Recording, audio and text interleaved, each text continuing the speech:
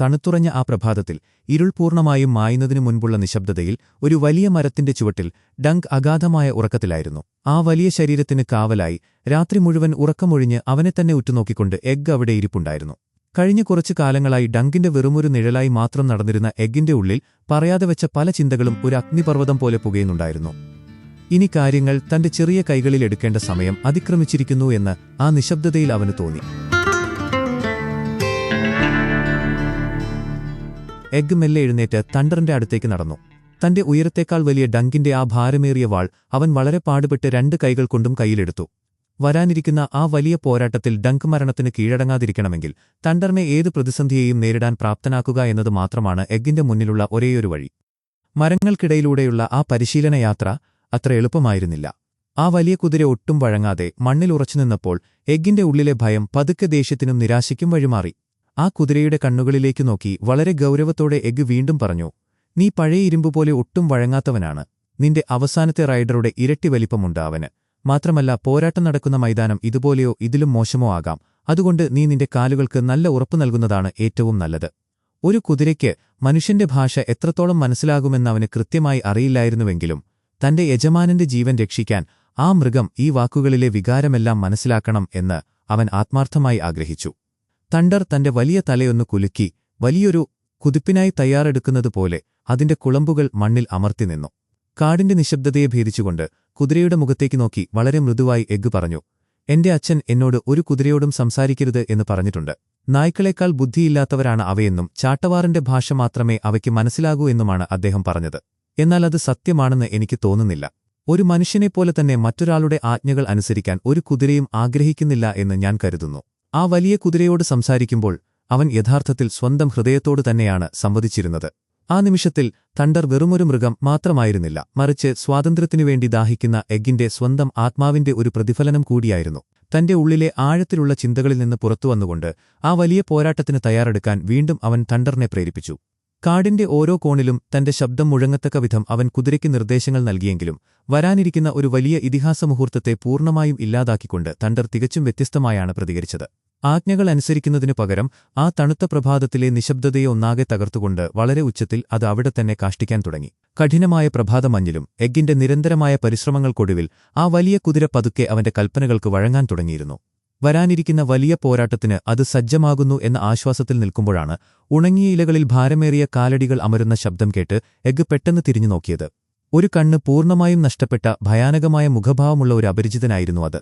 ആ മനുഷ്യന്റെ ബാക്കിയുള്ള ഒരൊറ്റ കണ്ണ് ഒരു ഇരയെ കണ്ടെത്തിയ വേട്ടക്കാരനെപ്പോലെ എഗ്ഗിന്റെ മുഖത്ത് തറച്ചുനിന്നു. യാതൊരു മടിയും കൂടാതെ ആ കുതിരയെ മോഷ്ടിച്ചതാണ് എന്ന് അവൻ എഗ്ഗിനെ കുറ്റപ്പെടുത്തി. എന്നാൽ ഉള്ളിലെ ഭയം പുറത്തു കാണിക്കാതെ കാലുകൾ നിലത്തുറപ്പിച്ച് വളരെ ധീരമായി തന്നെ എഗ്ഗ് ആ ആരോപണത്തെ നേരിട്ടു. ഡങ്കിനു വേണ്ടിയാണ് താൻ ഈ കുതിരയെ പരിശീലിപ്പിക്കുന്നത് എന്ന വലിയ സത്യം അവൻ മനഃപൂർവ്വം മറച്ചുവെച്ചു. ഇരുവരും തമ്മിലുള്ള സംഭാഷണം പതുക്കെ മൂർച്ചയേറിയ വാക്കുകളുടെ ഒരു വലിയ പോരാട്ടമായി മാറി. "നിങ്ങളുടെ കണ്ണിന് എന്തുപറ്റി?" എന്ന് അവൻ വളരെ ഗൗരവത്തോടെ ചോദിച്ചു. ആ ചോദ്യം കേട്ട് ആ വലിയ മനുഷ്യന്റെ മുഖത്തുണ്ടായ മാറ്റം ആ അന്തരീക്ഷത്തിന് തണുപ്പിനേക്കാൾ മരവിപ്പിക്കുന്നതായിരുന്നു.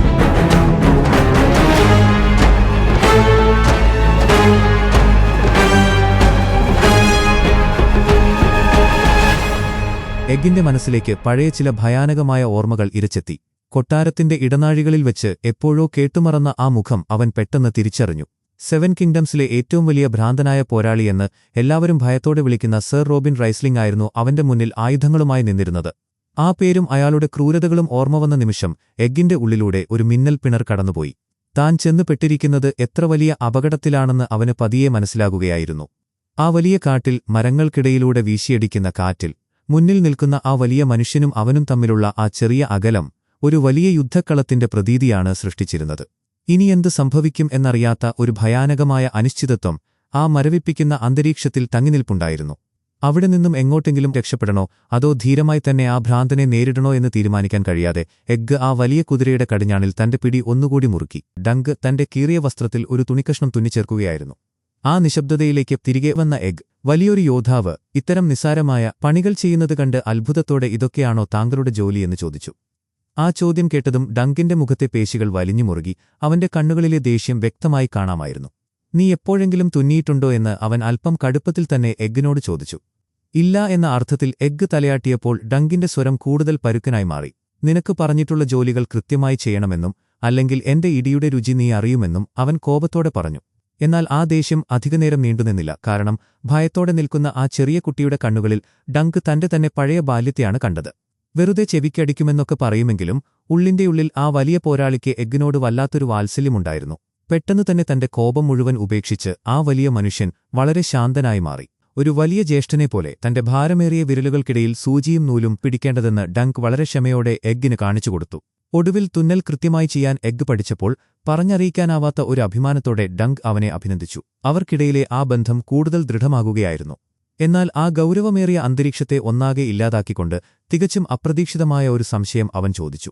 തന്റെ ശരീരത്തിലെ രഹസ്യഭാഗങ്ങളിൽ കറുത്ത രോമങ്ങൾ വളരുന്നത് ഒരു വിചിത്രമായ കാര്യമാണോ എന്ന് വളരെ നിഷ്കളങ്കമായി അവൻ ഡങ്കിനോട് ചോദിച്ചു.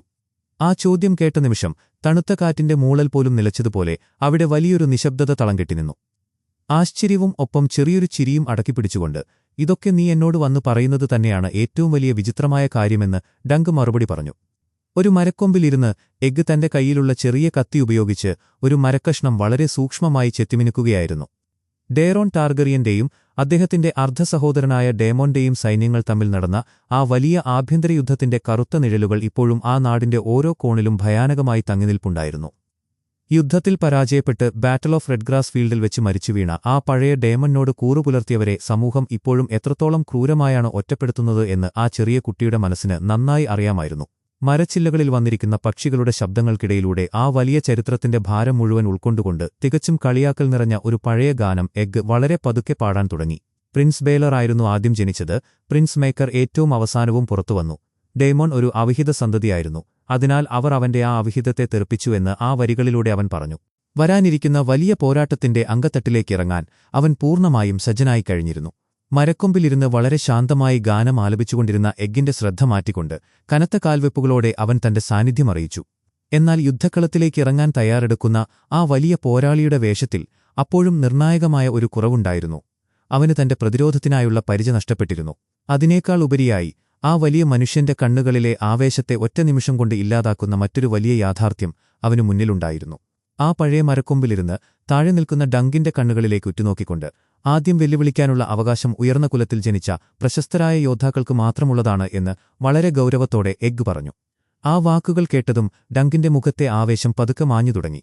അവന്റെ മുഖത്തെ അമ്പരപ്പ് കണ്ടിട്ടും യാതൊരു ഭാവവ്യത്യാസവുമില്ലാതെ അവനെ കൂടുതൽ സമ്മർദ്ദത്തിലാക്കിക്കൊണ്ട് അവൻ വീണ്ടും ചോദിച്ചു, താങ്കൾ ഉയർന്ന കുലത്തിൽ ജനിച്ച പ്രശസ്തനായ ഒരു യോദ്ധാവാണോ സർ? ഈ ചോദ്യം കേട്ട നിമിഷം ഡങ്കിന്റെ വലിയ ശരീരം തണുത്തുറയുന്നതുപോലെ അവൻ അനുഭവപ്പെട്ടു.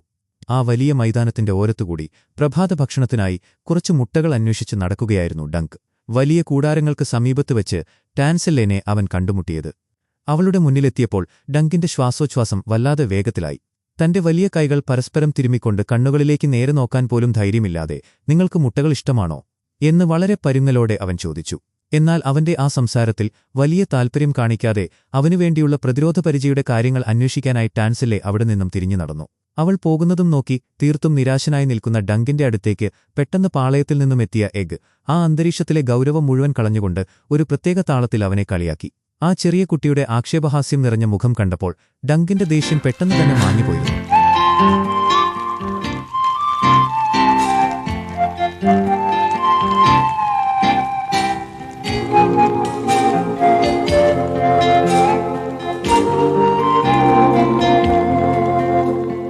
ഒരു വലിയ ജ്യേഷ്ഠനെപ്പോലെ അവൻ എഗ്ഗിന് ഭക്ഷണം വിളമ്പിക്കൊടുക്കുമ്പോൾ അവരുടെ ഉള്ളിലെ സ്നേഹം ആ തീജ്വാലകളേക്കാൾ ഊഷ്മളമായി മാറിയിരുന്നു. വിശപ്പ് മാറ്റിയതിനുശേഷം താഴെ മൈതാനത്ത് കുതിരകൾ അതിവേഗത്തിൽ പായുന്ന ശബ്ദവും യോദ്ധാക്കളുടെ ആയുധങ്ങൾ തമ്മിൽ കൂട്ടിയിടിക്കുന്ന ഭയാനകമായ ശബ്ദങ്ങളും കാണികളുടെ ആർപ്പുവിളികളും ആ വലിയ കാറ്റിലൂടെ അവരുടെ കാതുകളിലേക്ക് ഒഴുകിയെത്തുന്നുണ്ടായിരുന്നു. പരുക്കനായ ഒരു യോദ്ധാവും അവന്റെ ചെറിയ സഹായിയും എന്നതിലുപരി സ്വന്തം സഹോദരങ്ങളെക്കാൾ വലിയ ഒരു ആത്മബന്ധം അവർക്കിടയിൽ വളർന്നിരുന്നു. ഈ മനോഹരമായ നിമിഷങ്ങൾ ഒരിക്കലും അവസാനിക്കാതിരുന്നെങ്കിൽ എന്ന് ഇരുവരും ഉള്ളിൽ ആഗ്രഹിച്ചു. ആ ശാന്തതയെ ഭേദിച്ചുകൊണ്ട് പോരാട്ടങ്ങൾക്ക് ശേഷവും തനിക്ക് നിങ്ങളുടെ സഹായിയായി തുടരാൻ കഴിയുമോ എന്ന് വളരെ പ്രതീക്ഷയോടെയും നേരിയ ഭയത്തോടെയും എഗ്ഗ് ചോദിച്ചു. ആ ചോദ്യം കേട്ടതും ഡങ്കിന്റെ മുഖത്തെ പുഞ്ചിരി മായുകയും ആ തണുത്ത കാറ്റിൽ അവന്റെ ശബ്ദം കൂടുതൽ ഗൗരവമുള്ളതായി മാറുകയും ചെയ്തു. ഈ വലിയ പോരാട്ടത്തിൽ താൻ പരാജയപ്പെട്ടാൽ പിന്നീട് താനൊരു യോദ്ധാവ് പോലുമായിരിക്കില്ല എന്ന് വളരെ നിരാശയോടെ അവൻ പറഞ്ഞു. എന്നാൽ നാം വിജയിച്ചാൽ എന്തു സംഭവിക്കും എന്ന് വലിയൊരു പ്രതീക്ഷയോടെ എഗ്ഗ് ചോദിച്ചു. ആ ചോദ്യത്തിന് മറുപടി പറയാനായി ഡങ്ക് ചുണ്ടുകൾ തുറന്നതും ഇരുണ്ട വസ്ത്രങ്ങൾ ധരിച്ച ടൂർണമെന്റ് സ്റ്റീവാർഡായ പ്ലമ്മറിന്റെ ഗാംഭീര്യമുള്ള വരവ് ആ നിശബ്ദതയെ ഒന്നാകെ കീറിമുറിച്ചപ്പോൾ കാറ്റിൽ ഉലയുന്ന മരച്ചില്ലകളുടെ ശബ്ദം മാത്രം അവിടെ ബാക്കിയായി. തണുത്ത കാറ്റ് വീശുന്ന ആ കാടിന്റെ ഹൃദയഭാഗത്തുള്ള ഒരു ചെറിയ അരുവിയുടെ തീരത്ത് അവർ എത്തിയപ്പോൾ വെള്ളം പാറക്കെട്ടുകളിൽ തട്ടിത്തെറിക്കുന്ന നേരിയ ശബ്ദം മാത്രമാണ് അവിടെ കേൾക്കാൻ കഴിഞ്ഞിരുന്നത്. ചുറ്റുപാടും ആരെങ്കിലും ശ്രദ്ധിക്കുന്നുണ്ടോ എന്ന് ഭയത്തോടെ നോക്കിയ ശേഷം വളരെ രഹസ്യ സ്വഭാവമുള്ള ഒരു ശബ്ദത്തിൽ പ്ലമ്മർ സംസാരിക്കാൻ തുടങ്ങി.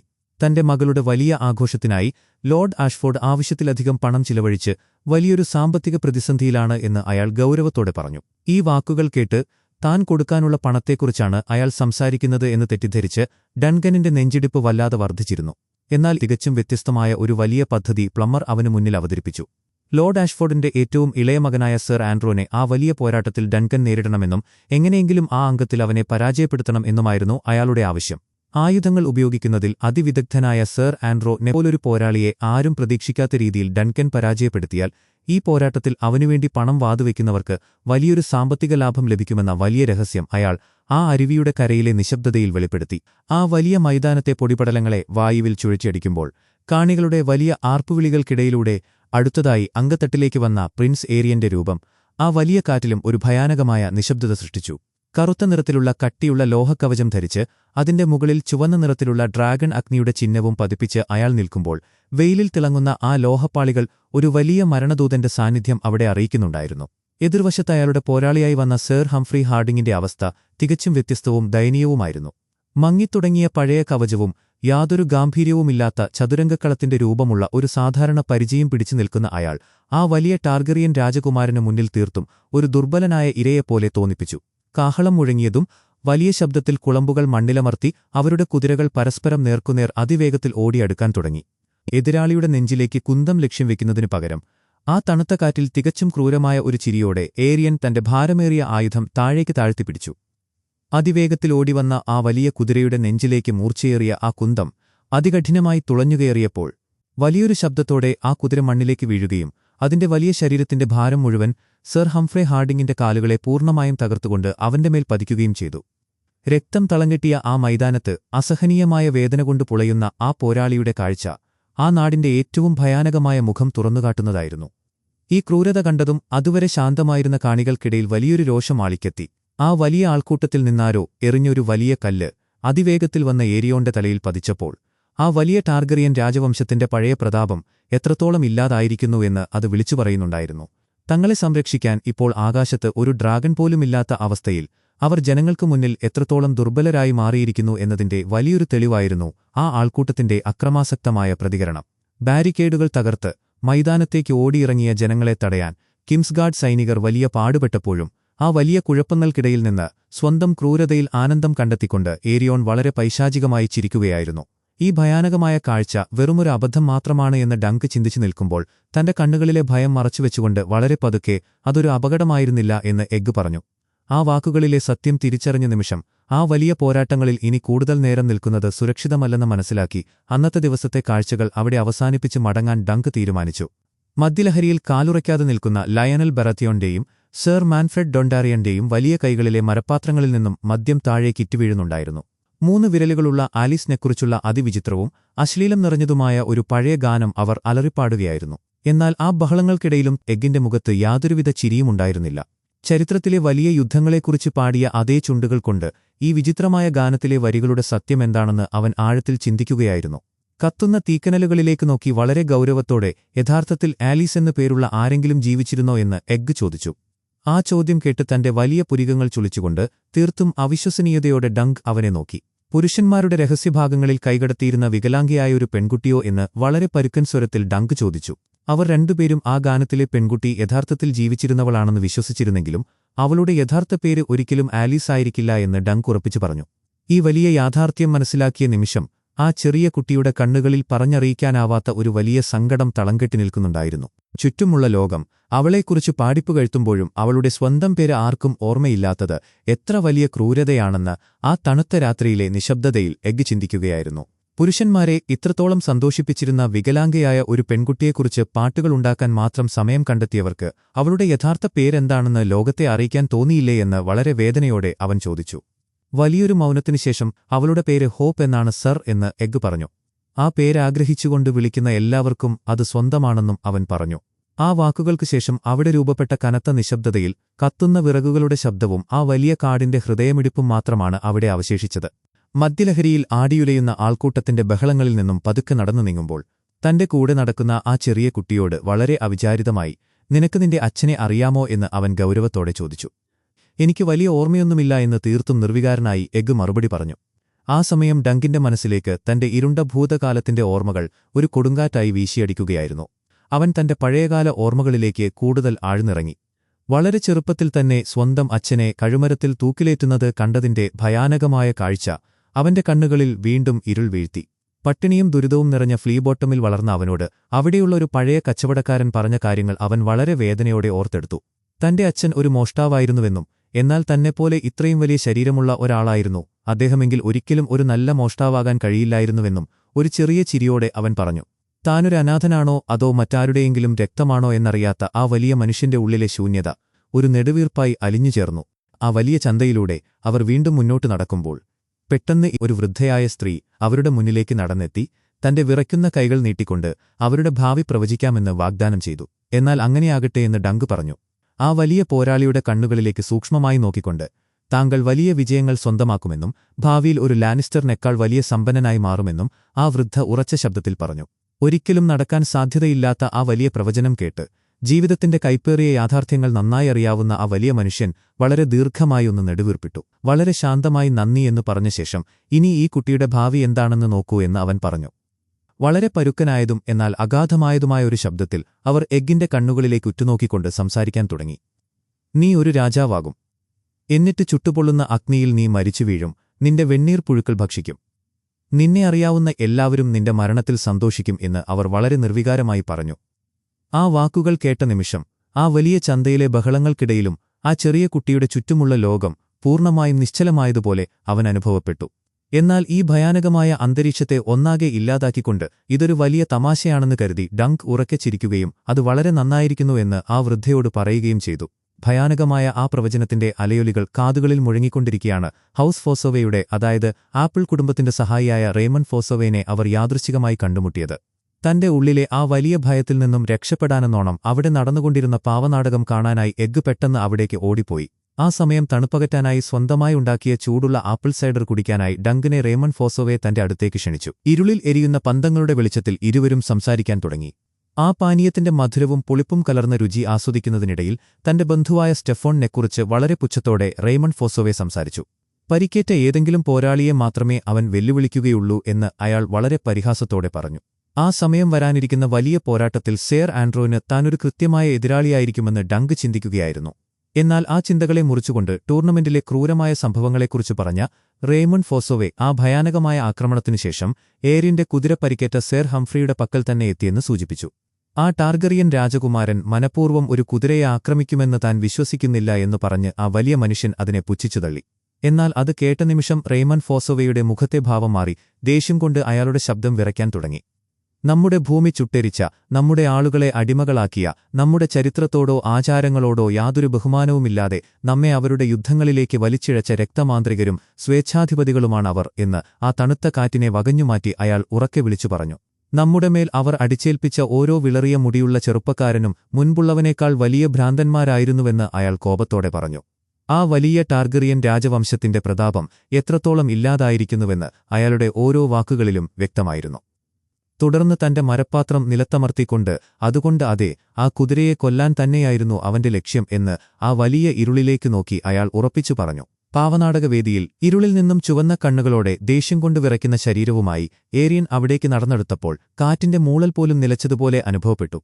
അതേസമയം കുറച്ചകലെ മാറി തണുത്ത ആപ്പിൾ സൈഡർ കുടിച്ചുകൊണ്ട് റേമണ്ടും ഡങ്കും വലിയ രാജകുടുംബത്തിന്റെ ചില പഴയ രഹസ്യങ്ങൾ പങ്കുവയ്ക്കുകയായിരുന്നു. സമ്മർ ഹാളിൽ നിന്നും അപ്രത്യക്ഷനായ ഡേറോണിനെയും ഏറ്റവും ഇളയ കുട്ടിയെയും തേടി അവരുടെ പിതാവായ മയക്കർ അലയുന്ന കഥകൾ അവർ വളരെ ഗൗരവത്തോടെ പറഞ്ഞു. ഡേറോൺ ഒരു മദ്യപാനിയാണെന്നും ഏരിയൻ വളരെ ക്രൂരനാണെന്നും റേമണ്ട് പറയുമ്പോഴാണ് ഇരുട്ടിനെ വകഞ്ഞുമാറ്റി കിതച്ചുകൊണ്ട് എഗ്ഗ് അവിടേക്ക് ഓടിയെത്തിയത്. ആ ചെറിയ കുട്ടിയുടെ കണ്ണുകളിൽ വലിയൊരു ഭയമുണ്ടായിരുന്നു. ശ്വാസം കിട്ടാതെ പാടുപെടുന്നതിനിടയിൽ വേഗത്തിൽ വന്നു തന്നെ സഹായിക്കണമെന്ന് അവൻ ഡങ്കിനോട് കെഞ്ചി പറഞ്ഞു. ആ വലിയ മനുഷ്യൻ തന്റെ ഭാരമേറിയ ബൂട്ടുകൾ നിലത്തമർത്തിക്കൊണ്ട് വേദിക്കടുത്തേക്ക് ഓടിയെത്തിയപ്പോൾ കണ്ട കാഴ്ച അവന്റെ സിരകളിലെ രക്തം മരവിപ്പിക്കുന്നതായിരുന്നു. തകർന്നു വീണ പാവനാടകവേദിയിൽ യാതൊരു ദയയുമില്ലാതെ ഏരിയൻ വളരെ ക്രൂരമായി ടാൻസലിന്റെ വിരലുകൾ ഓരോന്നായി ഒടിക്കുകയായിരുന്നു. ആർത്തനാദം മുഴക്കുന്ന ആ പെൺകുട്ടിയുടെ കണ്ണീരും ആ ടാർഗറിയൻ രാജകുമാരന്റെ മുഖത്തെ പൈശാചികമായ ചിരിയും കണ്ട നിമിഷം യാതൊരു നിയന്ത്രണവുമില്ലാതെ ഡങ്ക് ഒരു വലിയ കൊടുങ്കാറ്റുപോലെ അയാളുടെ മേൽ പാഞ്ഞെടുത്തു.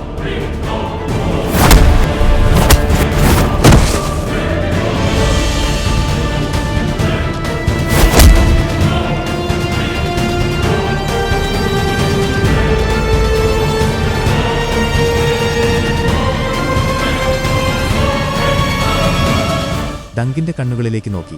ഈ വേശ്യയ്ക്ക് വേണ്ടി നീ എന്തിനാണ് നിന്റെ ജീവൻ വലിച്ചെറിഞ്ഞത് എന്ന് ഏരിയൻ ചോദിച്ചു. അവൾ വലിയൊരു രാജ്യദ്രോഹിയാണെന്നും ഒരു ഡ്രാഗൺ ഒരിക്കലും പരാജയപ്പെടാൻ പാടില്ലെന്നും അവൻ വളരെ പരുക്കൻ ശബ്ദത്തിൽ പറഞ്ഞു. തന്റെ ഒരു പല്ലിന് ഇളക്കം തട്ടിയതിനു പകരമായി ആ വലിയ മനുഷ്യന്റെ വായയിലെ മുഴുവൻ പല്ലുകളും അടിച്ചു തകർക്കാനാണ് ആ രാജകുമാരൻ കൽപ്പിച്ചത്. കാവൽക്കാർ തങ്ങളുടെ ആയുധങ്ങൾ ഉപയോഗിച്ച് ഡങ്കിനെ മണ്ണിലേക്ക് വലിച്ചിഴച്ച് വേദിയിലെ കല്ലുകളിൽ അവന്റെ മുഖം അമർത്താൻ ശ്രമിക്കുമ്പോൾ ആ വലിയ പോരാളിയുടെ ഓരോ ശ്വാസവും ജീവനുവേണ്ടിയുള്ള വലിയൊരു പോരാട്ടമായിരുന്നു. പെട്ടെന്ന് ആ ആൾക്കൂട്ടത്തെ വകഞ്ഞുമാറ്റിക്കൊണ്ട് അവിടേക്ക് എഗ് അതിവേഗത്തിൽ ഓടിവന്നു. ഇത് കണ്ട് ഭയന്നുപോയ ഡങ്ക്, നിന്റെ നാവ് അടക്കിപ്പിടിക്കൂ, അല്ലെങ്കിൽ അവർ നിന്നെയും ഉപദ്രവിക്കുമെന്ന് പറഞ്ഞു. യാതൊരു ഭയവുമില്ലാതെ മുന്നോട്ടുവന്ന ആ ചെറിയ കുട്ടി, വാറ്റ് യോർഗൽ, ഞാൻ പറയുന്നതുപോലെ ചെയ്യൂ എന്ന് വളരെ ഗാംഭീര്യത്തോടെ കാവൽക്കാരോട് പറഞ്ഞു. ആ കൊച്ചു ശബ്ദത്തിലെ രാജകീയമായ അധികാരം തിരിച്ചറിഞ്ഞ കാവൽക്കാർ ഉടൻ തന്നെ ഡങ്കിനെ സ്വതന്ത്രനാക്കി. ഏരിയൻ ദേഷ്യം കൊണ്ട് വിറച്ചുകൊണ്ട്, നിന്റെ മുടിക്ക് എന്തു പറ്റിയെന്ന് ചോദിച്ചു. ഞാനത് മുറിച്ചുകളഞ്ഞു സഹോദരാ എന്ന് എഗ് വളരെ ശാന്തമായി പറഞ്ഞു. എനിക്ക് നിന്നെപ്പോലെ ഇരിക്കാൻ യാതൊരാഗ്രഹവുമില്ലായിരുന്നു എന്നും അവൻ പറഞ്ഞു. ആ വാക്കുകൾ ആകാശത്തെ പിളർക്കുന്ന വലിയൊരു ഇടിമുഴക്കം പോലെയാണ് അവിടെ നിന്നവരുടെ കാതുകളിൽ പതിച്ചത്. ആ പഴയ വസ്ത്രങ്ങൾക്കുള്ളിൽ നിൽക്കുന്നത് വെറുമൊരു സഹായിയല്ല, മറിച്ച് സാക്ഷാൽ ഏഗോൺ ടാർഗറിയനാണെന്ന വലിയ സത്യം തിരിച്ചറിഞ്ഞ നിമിഷം ചുറ്റുമുള്ള ലോകം ഒന്നാകെ നിശ്ചലമായതുപോലെ ഡങ്ക് തറഞ്ഞു നിൽക്കുകയായിരുന്നു.